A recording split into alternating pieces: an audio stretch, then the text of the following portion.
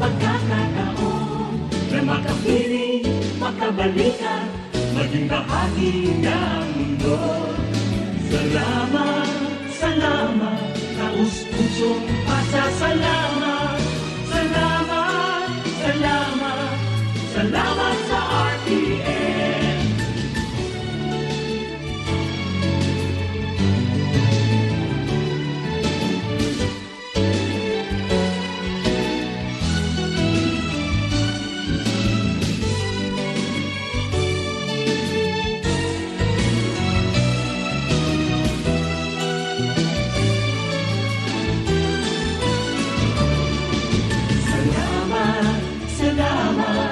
Hindi malilimutan ating pinagdaanan, ating pinagsamahan, sa hirap at ginhawa, sa lungkot at saya.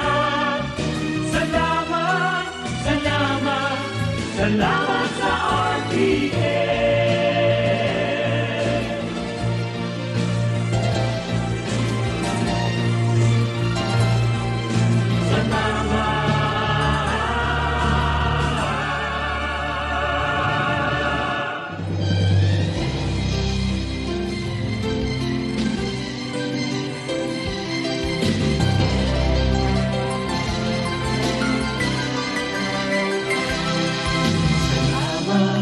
Salamat, hindi malilimutan ating pinagdaanan, ating pinagsamahan, sa hirap at ginhawa, sa lungkot at saya.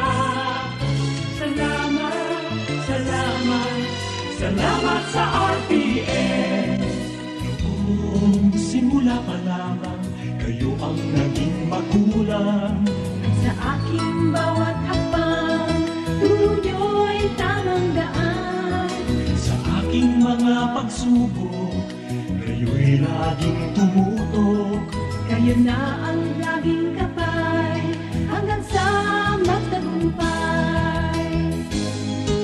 Salamat, salamat, hindi malilimutan gintong alaala ng ating pagsasama, sa hirap at ginhawa, sa lungkot at saya. Salamat, salamat, salamat sa RTN.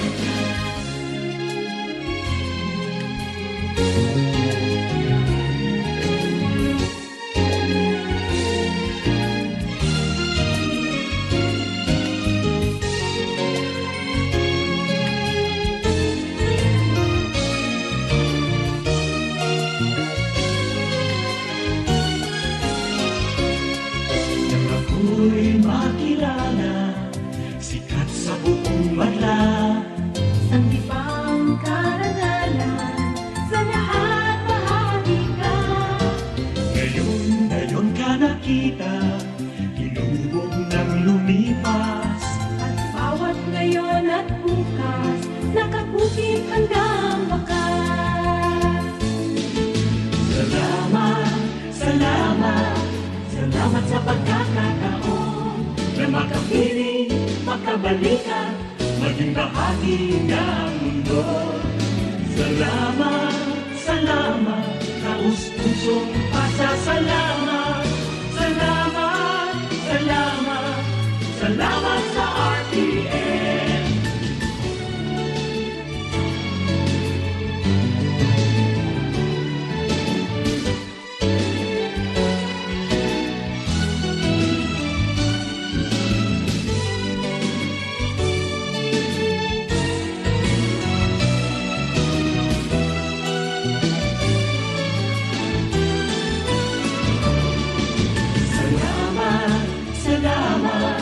Hindi malilimutan ating pinagdaanan, ating pinagsamahan, sa hirap at ginhawa, sa lungkot at saya. Salamat, salamat, salamat sa RTN.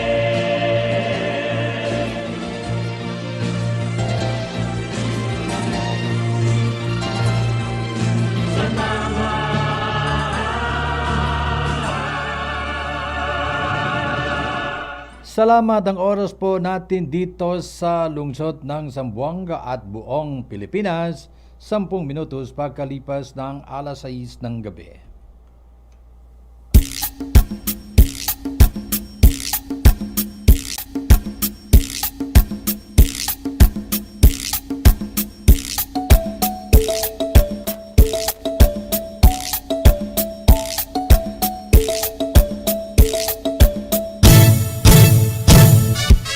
Magandang gabi po! Happy Easter to everyone! Kumusta po kayo? Sana po ay nasa mabuting kalagayan. At ito po ang programa ninyo, programa namin, programa nating lahat, ang Parsugpatan, usaping pangkapayapaan. Proyekto po ng IRDT, Integrated Resource Development for Tribe People.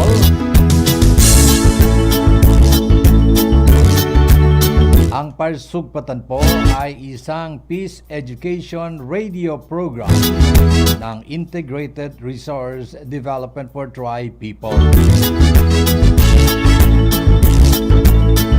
Kasama pa rin po ang ating mga partners and stakeholders dito sa usaping pangkapayapaan. Ang Local Government Unit of Zamboanga City through Mayor Beng Climaco. At kasama din po ang Technical Working Group on Preventing and Countering Violent Extremism and Terrorism under kay Mr. Jojo Abdusalam. Kasama din po ang Religious Sector, ang Ulama Council of Zamboanga Peninsula, the Roman Catholic Church, the United Church of Christ in the Philippines. Kasama din po ang Academic Sector through Ateneo de Zamboanga University,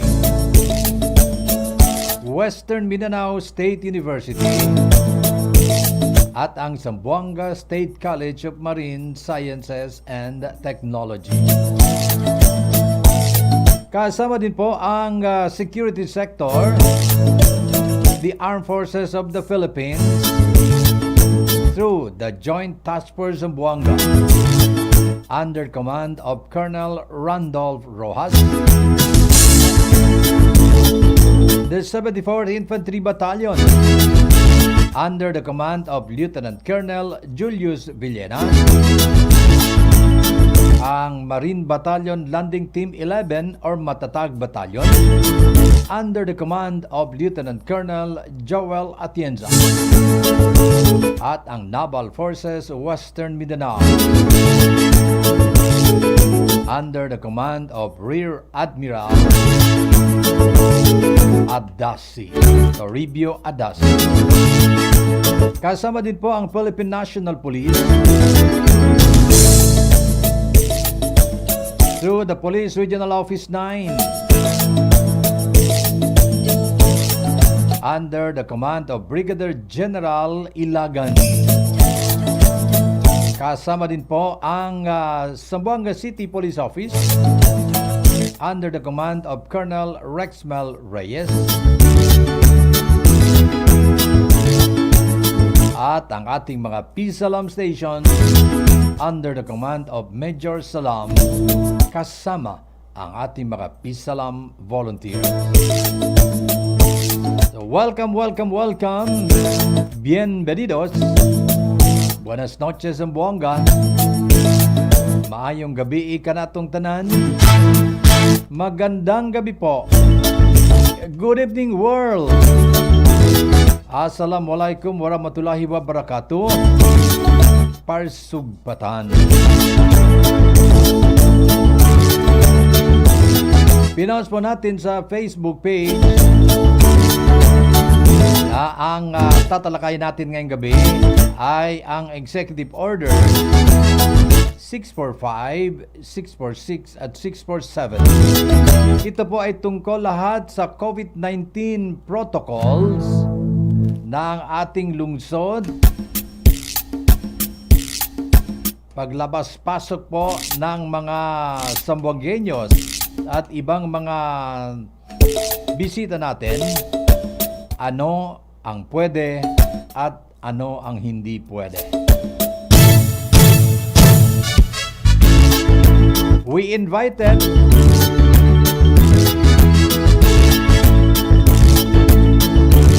the lead implementer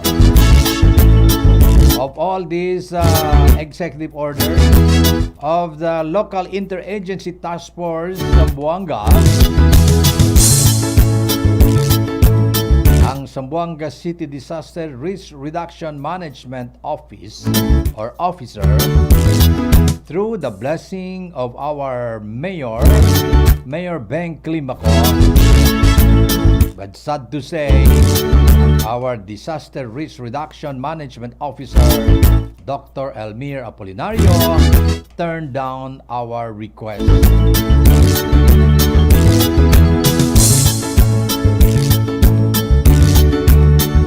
Saying that it is the role now of the Public Information Office of the City Hall to discuss. We also invited our City Tourism Officer, Ms. Rita Sebastian,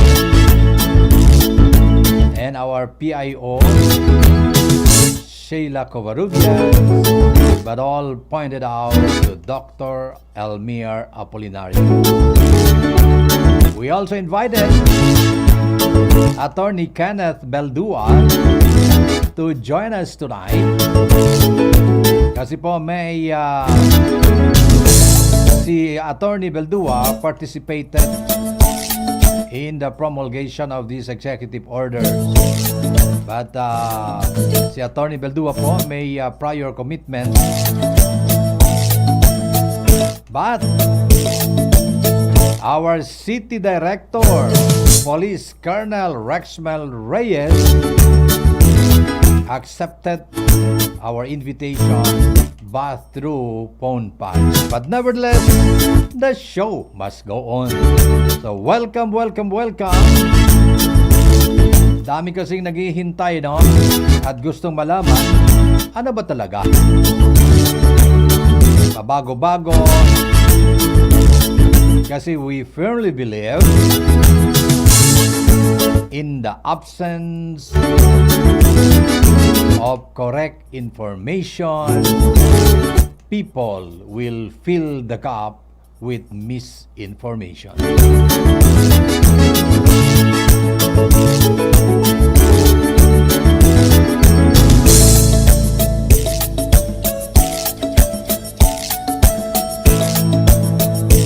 Bakit daw tinerd down ni Dr. Apolinario?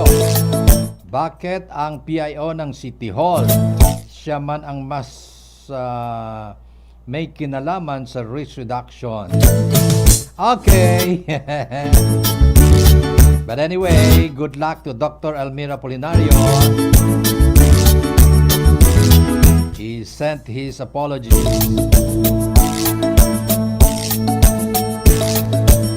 But anyway, di-discuss pa rin natin, no? Siguro, I will discuss muna yung Executive Order 645. At mamaya, being the implementer, enforcer of the laws dito sa lungsod, tatawagan natin mamaya si Colonel Rexmel Reyes. Tanungin natin kung kumusta ang implementasyon ng initong mga executive order. Ang Executive Order BC 645-2021, Zamboanga City COVID-19 Guidelines for all kinds of social gatherings and similar events. Ito po ang una, no? Kasi may tatlong executive orders po tayo na inilabas ng opisina ng ating butihing mayora. Ang Executive Order 645 o BC 645, Executive Order BC 646, at ang Executive Order BC 647. Siguro unahin na natin, no, ang ating 647 kasi ito ang pinaka-latest At naguguluhan din po ang ating mga Sambuangueños at iba pang mga gustong pumunta dito sa lungsod ng Zamboanga. Ito po ang Executive Order BC 647-2021. Temporary closure of all beaches, beach resorts, inland water resorts, establishment with pool, and other similar establishments on April 2 to 11. So wala po tayong mga parties, walang mga beaches, pero open po ang ocean. Yes, madam. Whereas on September 16, 2020, the President issued Proclamation number 1021, Series of 2020, extending the period of the state of calamity throughout the Philippines until September 21.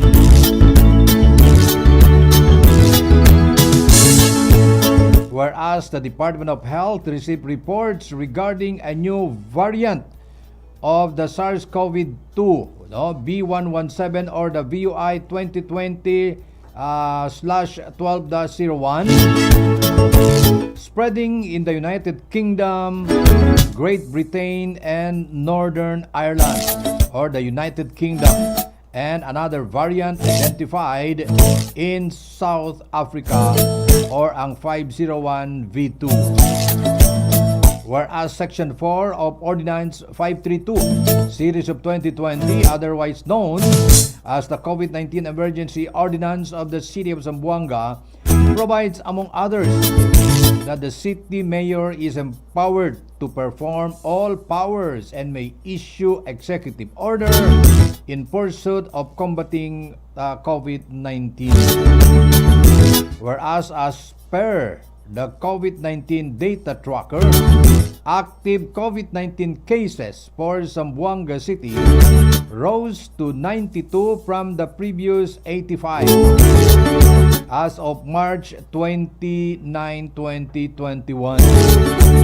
Sa ngayon po, ang total kaso ng COVID-19 cases dito sa lungsod ay 105 as of April 2.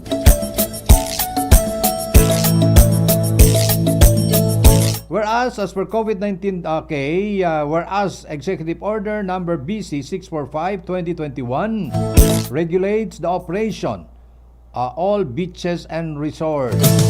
Whereas there is a need to temporarily suspend the operation of all beaches, beach resorts, inland water resorts, establishment with pools, and other similar resort establishments in response to the sudden rise in COVID-19 cases in Zamboanga City. Now, therefore, I, Maria Isabel G. Climac, City Mayor of Zamboanga City, by virtue of the powers vested in me by law, hereby order the following. Section 1, Chief Implementer. Only the City Disaster Risk Reduction Management Officer, being the co-lead and chief implementer of the Task Force COVID-19 Zamboanga City, can issue any advisory instruction regarding COVID-19 related issuances.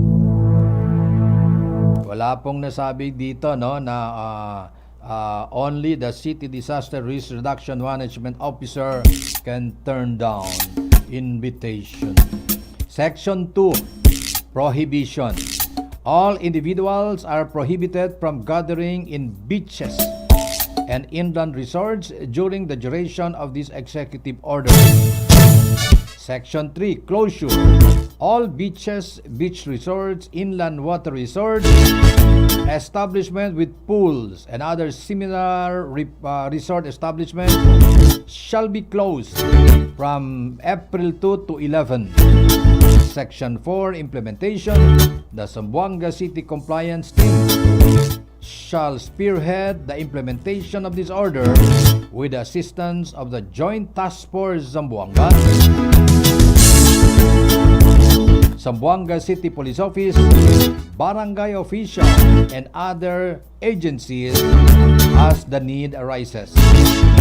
Section 5, Sanctions and Penalties.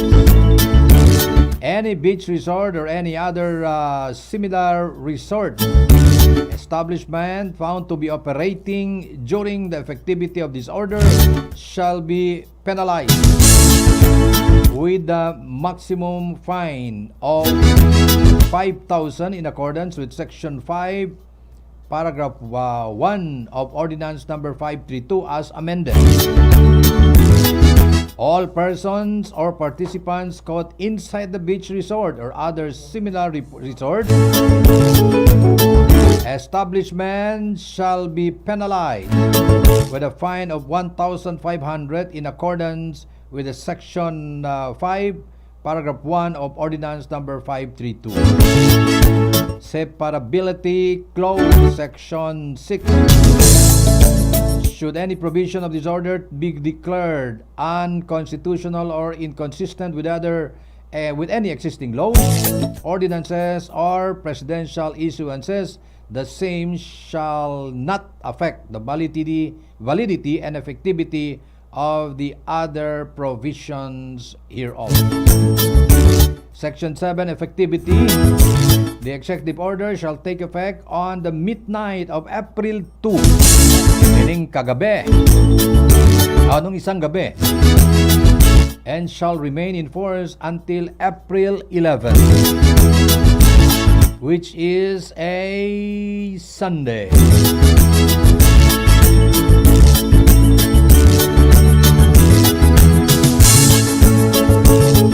Unless otherwise lifted, amended, or superseded. So yun ang Executive Order 647.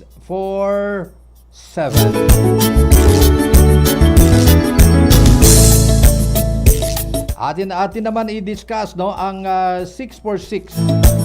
The executive order prior to 647. Ang 647 po kasi ay closure of all beaches. May tanong dito. May nag-text. Sir, ang COVID ba ay nasa beach lang? Bakit close ang mga beaches? Yun ang hindi ko masagot.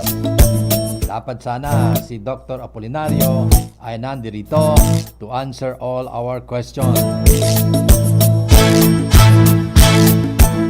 Sir, oy, may text na naman. Sir, ang curfew natin ay alas 10 hanggang alas 5 ng umaga. Bakit po, sir, alas 10 hanggang alas 5? Pag ganyang oras po ba lumalabas ang COVID? Hindi ko rin po masagot yan. Sorry. Sige, i-forward ko ito mga text nyo kay Dr. Apolinario, ha? Para at least alam niya na may mga tanong tayo nandito sa program natin. Okay, bago natin ipagpatuloy ang discussion or basahin ko yung Executive Order 646. Good PM, sir, watching via FB. The risk reduction officer of the city should have the courage to inform us. This is the reason why we have the risk reduction office, not an office merely a decoration in our eyes who is gathering dust. The risk reduction officer of the city should have the courage to inform. Okay, the same. Okay, noted, texter, no? Noted sa comment mo.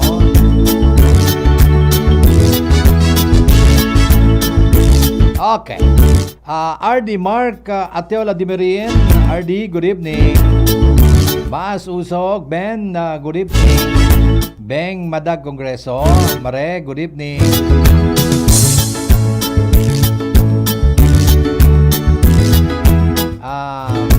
We texted, okay, ang call. Push through ba daw? Tanas si Colonel Reyes. Si Auntie.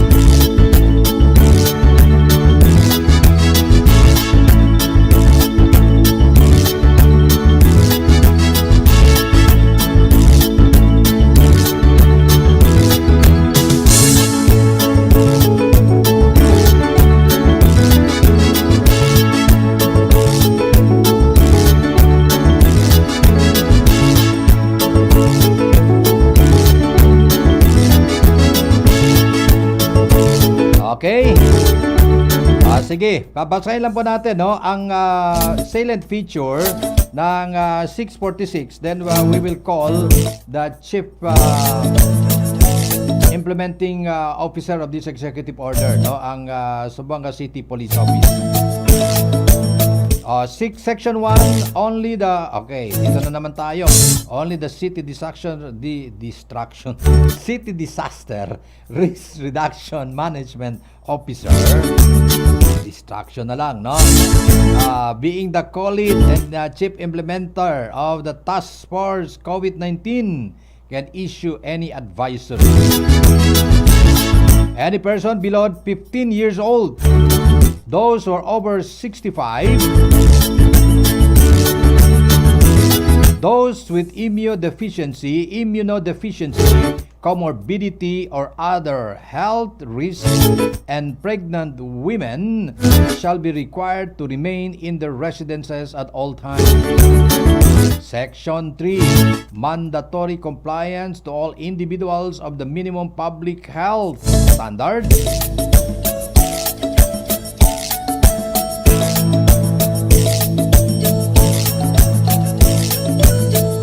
But not limited to the wearing of face masks, face shields, practicing strict social distancing, bringing your own small bottle of alcohol, practicing hand wash hygiene, cough etiquette, reducing the time of interaction with persons other than the members of your own household, and other similar practices shall be strictly implemented across all settings. The PNP are reminded to strictly enforce the above minimum health protocols on all individuals, provided it is within the existing national laws, executive orders, and local ordinances.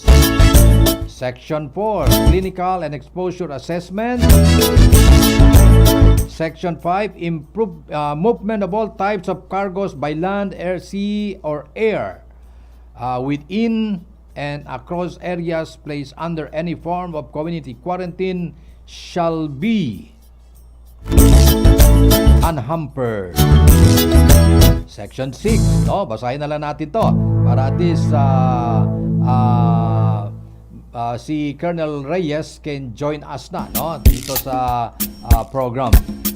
The following individuals shall be considered as authorized persons outside the President. Alam na natin to, Health and Emergency Frontline Services personnel, government officials and government frontline personnel, duly authorized humanitarian assistance actors, persons traveling for medical or humanitarian reasons, persons going to the airport for travel abroad, anyone crossing zones for work or business permitted in the zone of destination and going back home, returning or repatriated OFWs and other overseas Filipinos returning to their places of residence, other persons transported through the efforts of the national government upon observance of the necessary quarantine protocols and with the concurrence of the receiving LGU. National government agencies with their attached agencies, including the Bangko Sentral and the Philippine Deposit Insurance Corporation, government officials and personnel on official business, all government workers who are on duty during curfew hours, All private offices and establishments, employees such as but not limited to food and essential services. All medical doctors and veterinarians, workers of public utility companies, subsistence and business fishing activities, individuals attending the wake of a family member, all medical emergency and disaster cases. Inbound travel into Zamboanga City. All inbound passengers, regardless of reason or purpose of entry, including transit travelers, especially those coming from NCR and other regions, cities of or municipalities where there is a surge in COVID-19 in view of the recently confirmed presence of the UK and South African strain of COVID-19 shall be required to present the negative nasopharyngeal RT-PCR test result within 5 days from date of swab together with their valid ID prior to entry into the city. However, government appor on official travel or performing official functions shall not be required to present negative nasopharyngeal RT-PCR test result upon entry unless upon symptom screening said appor manifest signs and symptoms of COVID-19, in which case they will be required to undergo RT-PCR. Outbound travel out of Zamboanga City. All outbound passengers from Zamboanga City, whether appor or private individuals, shall be required to present a negative nasopharyngeal RT-PCR test result within 5 days from date of swab together with their valid ID upon return to Zamboanga. As an exemption, government appor on official travel shall be allowed to travel to any point in Region 9 and are not required to present a negative nasopharyngeal RT-PCR test result provided they return to Zamboanga City within 5 days. No swab, no entry policy. Zamboanga City shall implement a strict no swab, no entry policy for all persons who will travel to Zamboanga City. However, if origin has no testing facility, travelers shall secure or execute an affidavit of undertaking indicating that they will undergo the required swab test in Zamboanga City and shall be required to self-isolate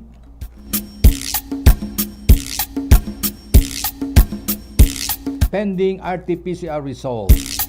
O mandatory quarantine only if the traveler is manifesting signs and symptoms.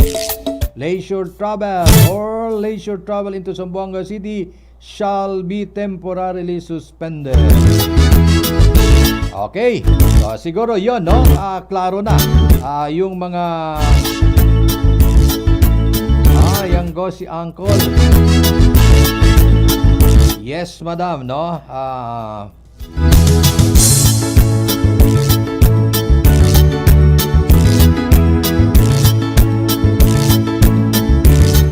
Another comment, Meng, if you're listening, here are the comments, no? Texters, na TV11 sir, si Mr. Apolinario, ben bueno gayot man explain, porque alin na RPN ni Somba noy gayot para man interview lang. I'm just reading. Just reading. Just reading.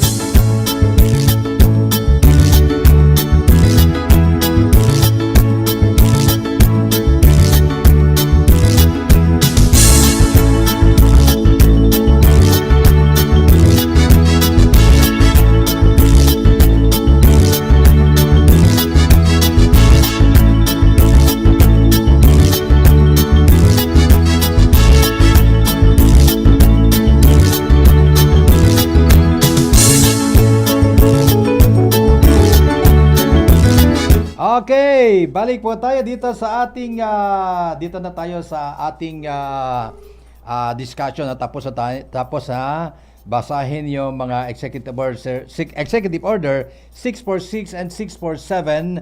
With us tonight is Colonel Rexmel Reyes. Colonel, good evening. Welcome to Parsugpatan po.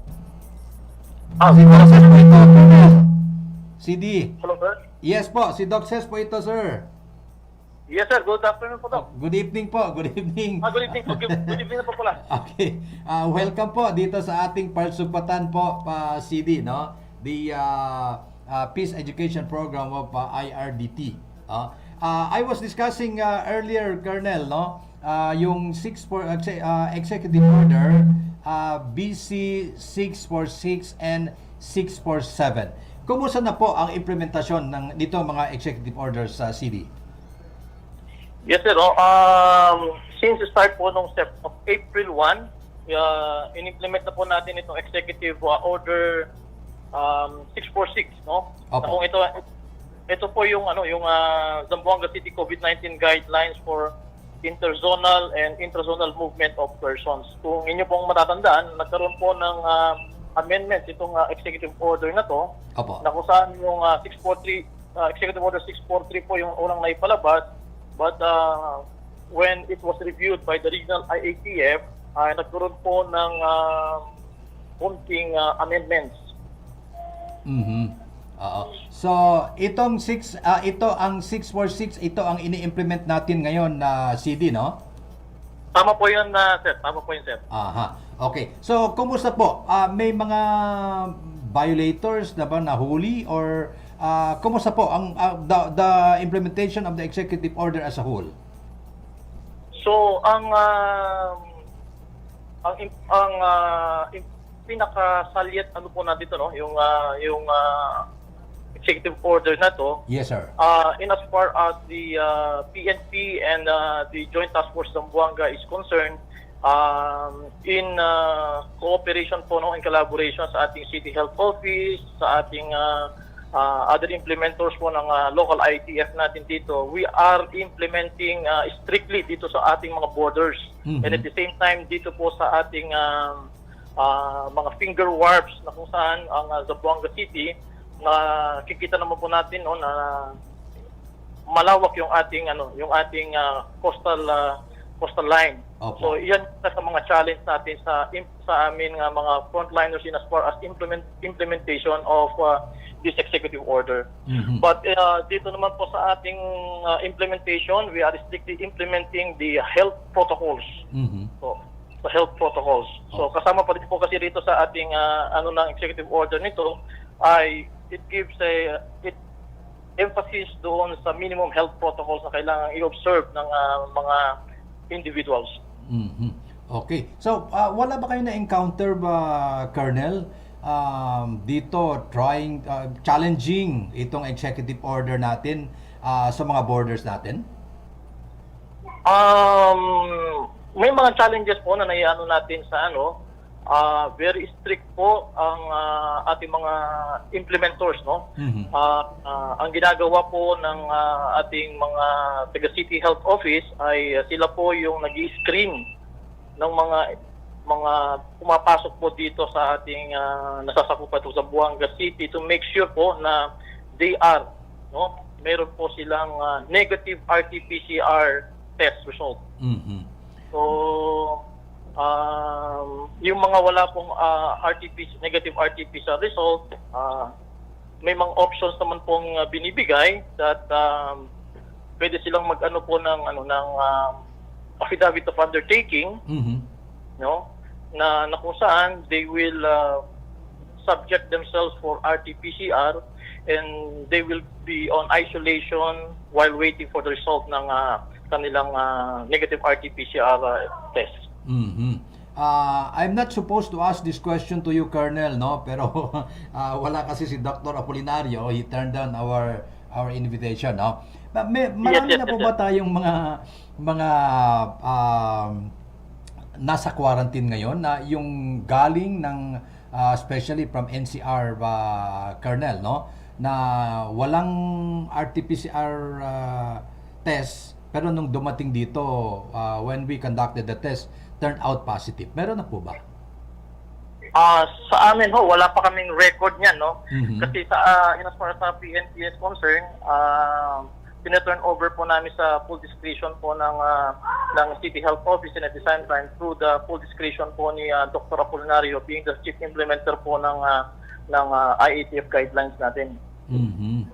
Okay. So pa naman sir, wala pa kaming we have a meeting with presided by the City Mayor. Wala naman po kaming cases na napag-usapan o may report sa amin in as far as security cluster is concerned po sir. Mhm. Oo. Sa borders naman kasi may lumabas na naman ng parang addendum CD, no?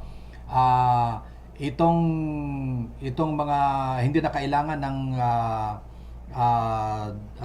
yung flight from Manila ay open lifted na yung ban, no? Wala ba tayong na-encounter na kasi mataas ang cases especially sa NCR, Colonel, no? Yes sir. Wala ba tayong na-encounter na problema doon? So far, pagdating sa bagay na yan, sir, no, ginagawa mo naman po lahat ng ating mga concerned agencies and personalities, officials, no, yung kanilang coordination na ginagawa. So the time po na yung restrictions po ng ating travel dito sa Zamboanga, it was coordinated by Dr. Apolinario sa mga airlines at saka sa airline companies na nagpa-fly dito sa may scheduled flight dito sa Zamboanga City. Mm-hmm. So since po nung nag-resume po yung flight restrictions, so far wala pa naman pa kaming na problema, no? Ang siguro po sir, ang makakasagot ng yan is yung CAAP, and at the same time yung ating mga counterpart po dyan sa airport. And at the same time, dyan sa ating mga ports naman po, itong Philippine Ports Authority, no? So sa amin po sir, may mga reports kami galing sa mga stations namin, and at the same time pare itong mga barangay officials. What is significant here sir, no, ay very active na yung ating mga barangay officials, no, na nagpapatupad, no. Pag mayroon na silang nakitang mga bangka na dumadaong sa kanilang nasasakupan, ay nire-report nila ito sa ating kapulisan and yung ating mga kasama sa Joint Task Force ng Buanga, and jointly pinupuntahan nila yung area. Na pagkawala hong naipakitang mga pertinent documents, no, as required dito sa ating executive order, Opo. pinapabalik na lang po natin sila doon sa kanilang point of origin. Mhm. Oo. Kasi when we first implemented itong no entry to Zamboanga, Colonel Rex, no, dami pong, especially from Basilan, no, our neighboring city and province, no, dami talagang mga taga Basilan nagrereklamo, no, kasi hindi na sila makapasok dito. May mga negotiations po ba na nangyari na pwede silang pumasok dito, or strictly our security forces are implementing itong executive order? Wala pong mga negotiations po na nangyari. The city mayor through the CDRMO, so chief implementer po, is very yung talaga pong kinayuan po natin yung kanilang nilalaman po ng executive order in as far as its enforcement. No, ang nakita ko lang pong when it was presented sa regional IATF, yung proposed mo na 5 days po, no, na ay ginawang 3 days. So, yun po yung mga minor na And then yung duration po ng implementation ay binawasan po hanggang April 15. Oo. May text po dito, Colonel, no? Sir, good evening. Good evening to Colonel Reyes. Bakit po may nakikita pa po tayong mga nagmotor, may daladalang mga anak na maliliit, at mga private vehicles na daladala yung mga anak nilang 1-year-old or maliliit? Anong comment nyo dito, Colonel? Yes, sir. While dito po sa ating executive order, sa general ng IATF, bawal po ang below 15 years old, no? Below 15 years old and 65 and above sa labas po, no, na nasa labas. They are supposed to be na nasa loob lang po ng kanilang pamamahay, no? O di kaya talagang wala po sa labas. Yes, sir. But then po, may mga sinasabi po rito na reasons na kung saan exemptions, no? Halimbawa po yung bata po na wala ho talagang maiiwan, no? Aha. Kasi yung mag-ina o yung mag-asawa ho, wala silang ibang kasambahay na pwedeng tumingin doon sa kanilang anak. So yun po yung mga exemptions na inaano po natin. Aha. Okay, so part siya ng exemptions, okay? So yung nag-text Yes, sa atin, no, Colonel, iklaro ko lang po, no, yung nag-text sa atin dito, no, ayan po, sabi ng ating City Police Director, si Colonel Reyes, na part po ng exemptions doon sa executive order na pwede, basta walang kasama ang bata, walang maiwan, pwede silang sumama sa kanilang mga parents, no? Okay, Colonel, how is our relationship with the military po? Kasi partner po kayo, no, ng with the Joint Task Force Zamboanga in maintaining peace and order dito sa Zamboanga po. Sa pamumuno po ng bagong task force commander, no, with the Joint Task Force Zamboanga, no, na kung saan nandito po yung 74th IB at saka MBLT 11. Napakaganda po yung ginagawa nating collaboration and coordination sa kanila. We are working hand in hand in all aspects. So, maayos po yung aming coordination and especially nakafocus po tayo sa security, no, while we are implementing itong guidelines on enforcement ng ating mga protocols on COVID-19 ay hindi po natin pinapabayaan yung security and peace and order dito sa Zamboanga City kasi yan din po ang isa sa ating mga concern para sa ganun po ay mapanatili natin maging tahimik po itong Zamboanga City.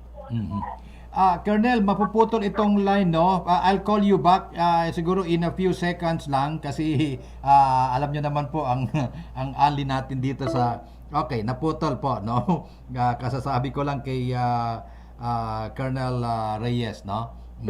Okay, so dyan na po, no? So, okay, Colonel, welcome back po. Yes, sir. Colonel, itong Executive Order 647, no? May nahuli na ba tayong mga violators dito? Itong Executive Order 647 po, sir, no? Ito po yung about yun sa mga beaches. Opo. All beaches, beach resorts, inland water resorts, establishment with pools and other similar resort establishments are closed effective April 2 po hanggang April 11. Aha. So, continuous po yung ating ginagawang monitoring. Meron po tayong through the city admin po, no? Opo. City admin. Oo. Meron pong dalawang grupo na na-create. Isang grupo po yan is pinangunahan po ni Sir Raymond Madayag. Raymond Padayhag. Padayhag, sir. Padayhag. Yes, po. Yun po. Siya po ang mga kasama ng PNP and Joint Task Force Zamboanga para i-implement po yung mga guidelines po sa mga establishments, beaches, resorts. Yan po ang ginagawa natin. So ang ating mga police stations naman po, together with the company commanders po ng Joint Task Force Zamboanga, ay jointly umiikot po sila, tinitingnan yung mga beaches and resorts natin kung compliant po sila. So pag may nakaka-receive po tayo ng report from the different agencies po, na offices na nagsasabi sa atin na may mga reports lang natanggap, immediately ay minomobilize natin yung concern na unit na andyan sa area, yung nakakasakop sa area, para sa ganun po matingnan kung to validate yung report po yun. So far naman po, wala po tayong nakitang nag-violate pa doon sa mga establishments and resorts na ito. Colonel, what about mga celebrations po? Yun po, sir, yung celebrations po, meron po tayong mga guidelines kung paano yung magano ng mga events po, no?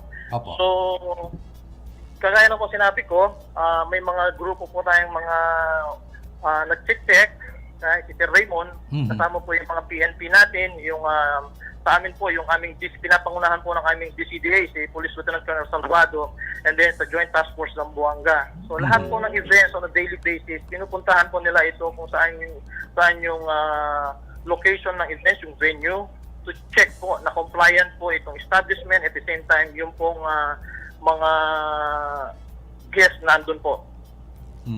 Oh. Meron ba tayong I understand may limit po sa mga celebrations, Colonel? Yes sir, may mga base po doon sa mga provisions po ng executive order, may mga limitations po, no? Kagaya ng pagka mga social activities, gatherings and similar events po, we are only limited to a maximum of 50 persons per venue po, per venue. Oh, kahit gaano kalaki yung venue, Colonel, 50 lang talaga. Yes sir. Yes sir. Yes sir. Okay. So And what then, yes po, yes, go sir. ahead, sir.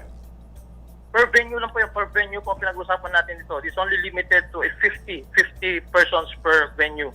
And then yung mga events naman po na ginaganap po sa mismong pamamahay natin, no? Opo. So meron lang po tayong maximum of 10 persons po na allowed to participate or join dun sa celebrations na yan o gatherings.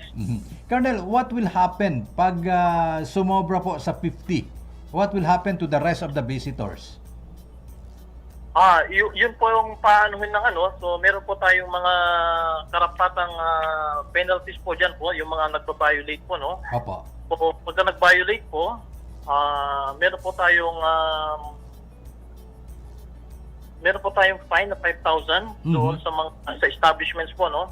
And at the same time, yung mga participants na nag-violate, yung mga hindi sumunod doon sa number of they will also be fined of 1,500 at meron pong automatic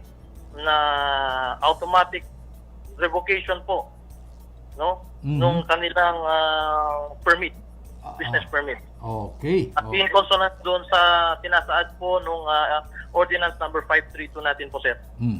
Okay. Oo. Colonel, thank you for your time, no? Yung message niyo po para sa mga Sambuangueños na nakikinig ngayon at nanonood worldwide po.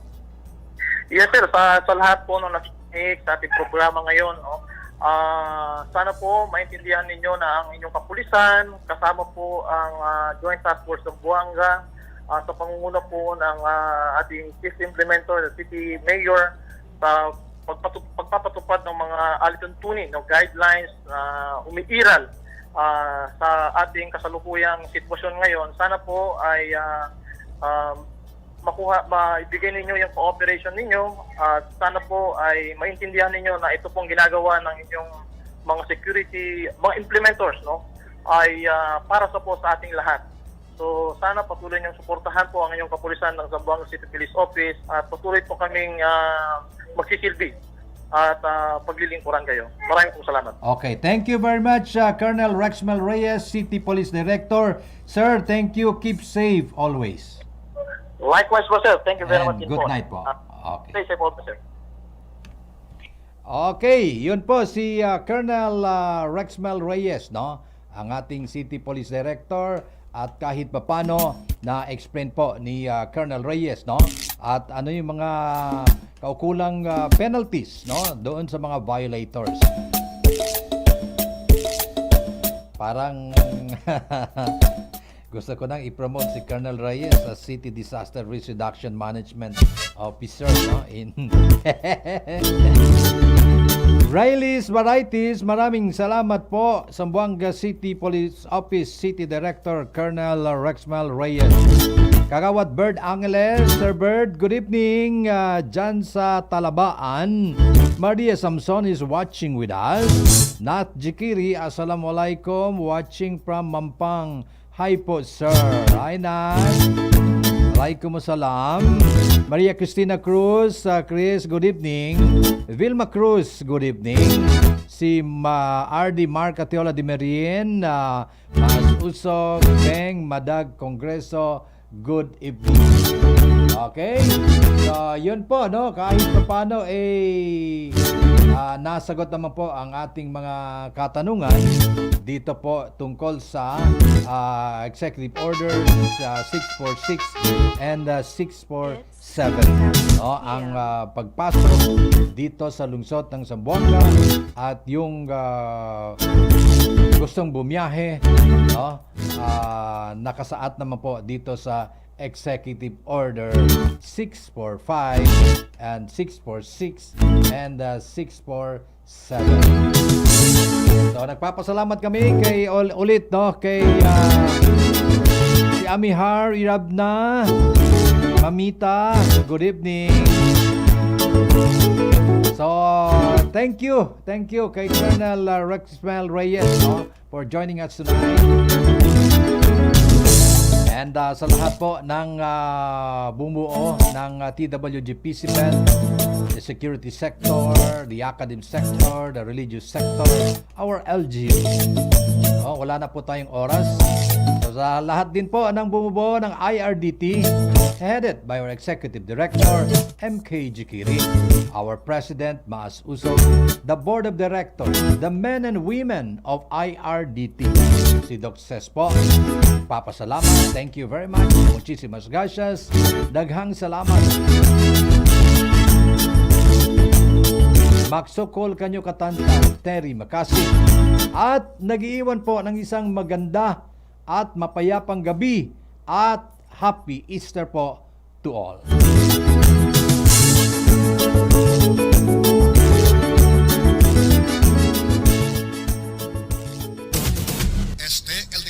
Suena claro y vapor sa estación de radio na entero Weste Mindanao, RPN D Triple X Radio